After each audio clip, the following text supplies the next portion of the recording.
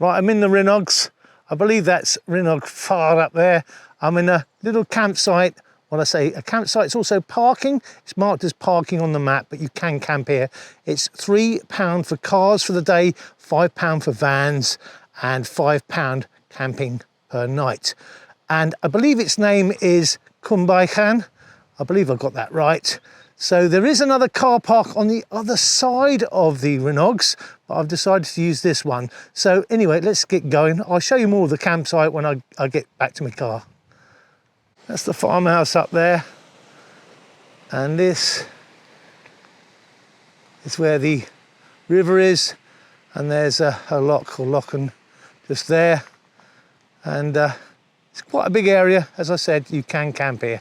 So I'm going to make my way up there towards, or walking along, the Cambrian Way.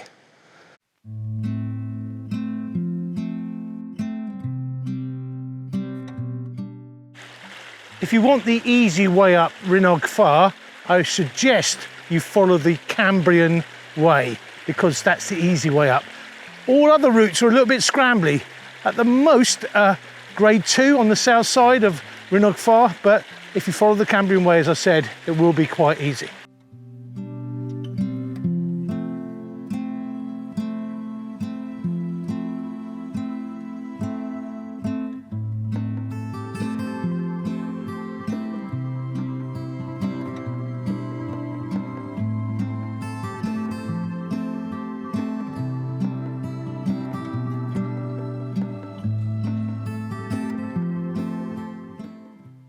This whole area is known as the Roman Steps.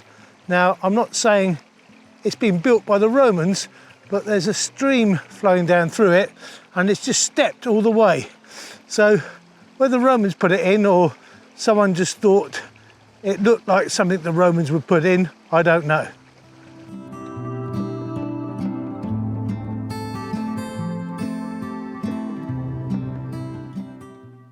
Well, I've reached the coal before I turn off for the loch or lochen. I don't know what they call them in Welsh, so I'm using Scottish terminology. Down there is quite a nice view. The weather's kicking in, the wind's really got up. I have got a wind muff on here, but you still might be able to hear it. I haven't quite made up my mind whether I'm going to take the summit tonight and camp up there, or just camp by the tarn or lochen, whatever. It's called Llyn, and I might stay there the night and go up to the top in the morning. Let's have a think. Let's get to the lochen first. Well, the weather's kicked in. I hope you can hear me because of the wind. I'm going to make my way down there, take a right to the loch. I don't think this is going to last forever, but it's going to make it very difficult to put a tent up. But anyway, let's get going because I'm going to get soaking wet otherwise. Well, I totally underestimated how tough this walk would be. It did say in the books it would be tough. Great view though, although it's very rainy and misty. It's a little boulder field here, and I'll be at the lochen, and that's where I'm going to camp tonight if I can. Well, I'm at the lochen. It's rolling with thunder, it's still raining. Now I might have to pitch this tent outer first, and I haven't got a lot of space here and I can't be bothered to look anymore, so it's going here whether I like it or not. It's pretty wet, pretty rocky, but it'll have to do. Right, let's get going. I won't be filming this because I haven't got a lot of light. Well, I managed to rip my tent. I'll show you. I forgot to attach the outer and tried to put those little lugs inside the tent on one side and managed to rip through the tent on the other side. Should have done it when the guys went up, but the wind was so strong earlier on I couldn't help it. So I'm going to say goodnight for now because I'm really cold and I need to put some clothes on and get inside the tent and get inside my sleeping bag and try and warm up. See you later. Well, things have calmed down now. I'm dripping wet, or at least my legs are anyway. I've got a warm jacket on, so I hope you can see me. Yeah, I'm staying in here now. I'm not getting out. I've got a few ciders, and I'll just, well, I've got no mobile phone connection. I've got nothing to listen to. So this is how it should be. No technology except this camera, of course. Anyway, speak to you later. Well, I've had some really heavy squalls of rain, and the inside of the outer tent is really wet and dripping. It's purely because the hydrostatic head of this tent, the MSR Hubba NX Solo, is not particularly high. I think it's 3,000 compared to the Hillebergs, which have a 10,000 hydrostatic head. So I'm pretty wet, and also now it's been raining really hard. Underneath the tent is basically a puddle. In fact, in my vestibule, it is a complete puddle. So I'm inside the sleeping bag, I'm warm, that's all that matters, and I've got to get through tonight, and I'm sure I will. So yeah, it's not been the best of days. I got it wrong. I thought it would take a lot less time to get up here than it did, and then the rain came in, and I knew it was going to rain, but I didn't bother with leggings. And of course my trousers got completely wet, and they're inside the tent now. Hopefully they get a little bit drier in the morning, but they're still going to be wet basically. And yeah, so it's been an interesting day. I'm not going to go on top of Rhinog Fawr. In fact, I'm going to stay down here at Llyn tomorrow, pack up the tent and make my way back down, and just say I've taught myself a lesson. As I've ripped the tent, and that'll need repairing as well, I don't want to make it any worse than it actually is now. So it's only a small hole, and if I don't get it repaired, it's going to get larger and larger, and that'll cause me a problem. So yeah, I'm not particularly happy with the way the tent is performing. I've said this in previous videos, and I'll say it again.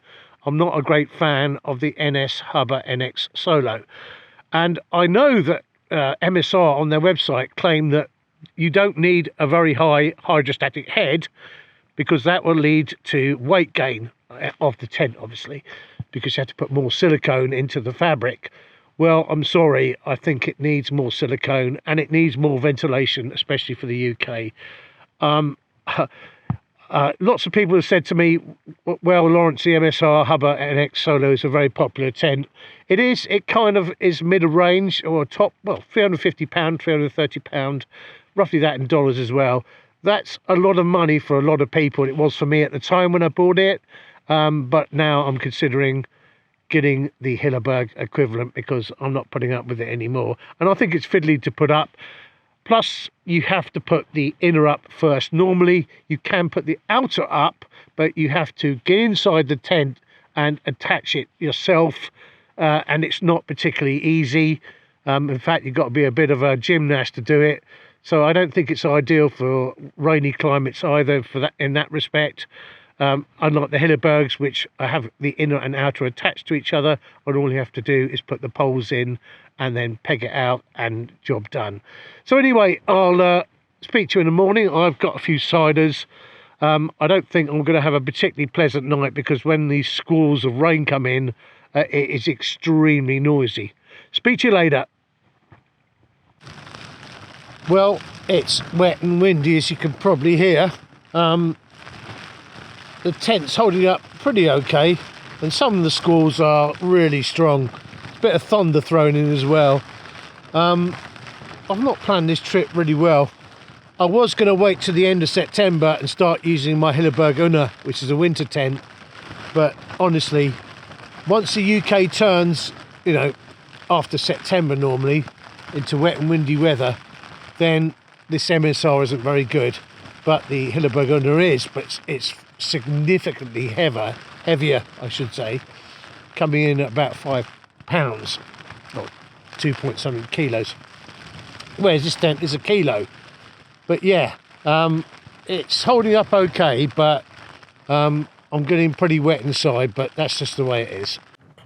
Well, that was an interesting night. The tent's held up, so it just shows you it's summer. Well, it's September, and early September.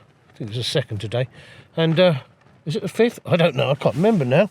Yeah, anyway, I didn't have the best of nights. Everything's really quite wet. My trousers are wet from yesterday, but hey, I've learnt a lesson. You should bring your rainproof leggings when you go out and you know it's going to rain. Anyway, I'll speak to you later. Well, up and about. Tent's pretty battered. very wet, as it would be because it really rained last night. I'm rushing slightly because I know the forecast is for more rain, so I might let the tent dry a little bit more because it is so very wet and very heavy at the moment. I'll put it in my pack. Yeah, let's get packed away. I think I will pack it away.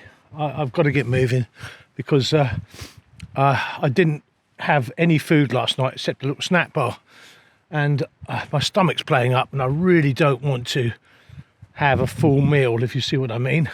So yeah, let's wait till this dries a little bit more and I'll pack it away. Well, site cleared. Off I go. It's quite cold at the moment actually, so I'll keep my coat on. I reckon it's about 14 degrees. But anyway, lovely site. That's Rhinog Fawr up there. Rhinog Fawr. Yes, got it right. And this loch is called Llyn. So yeah, nice little place. Well, if you come to do the Rhinogs, or Rhinog Fawr in particular, I can't speak for Rhinog Fawr, but the paths are very ill-defined. You need a GPS on your phone at least, or some mapping system like Outdoor Active, and a you know, a proper paper map or whatever, and a compass, because it's very easy to get lost here.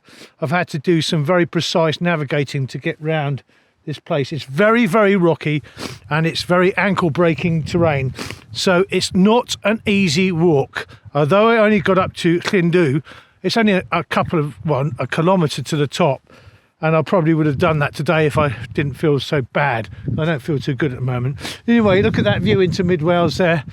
The weather's starting to improve a little bit, so yeah, I'll speak to you later. Some bilberries here, and they're absolutely lovely.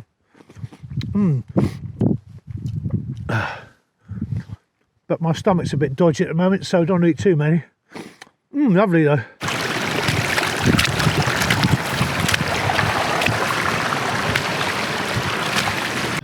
Not far to go, just down into those woods there. Campsite's down there, so should be there soon. Speak to you later. Well, it's called the world's toughest mountain race. So having been up there today and last night, I can tell you that was a hard walk. Very rough terrain. I'm nearly 65 in a couple of months' time, and I found it really hard. So maybe a lot of other people will find it quite easy, but personally I found it really tough, and navigation was extremely tough as well. So if you come here, make sure that you've got the fitness, you've got boots on. Personally, I couldn't done it in trainers. These guys will be running up in trainers, I'm sure, but they're young, fit people.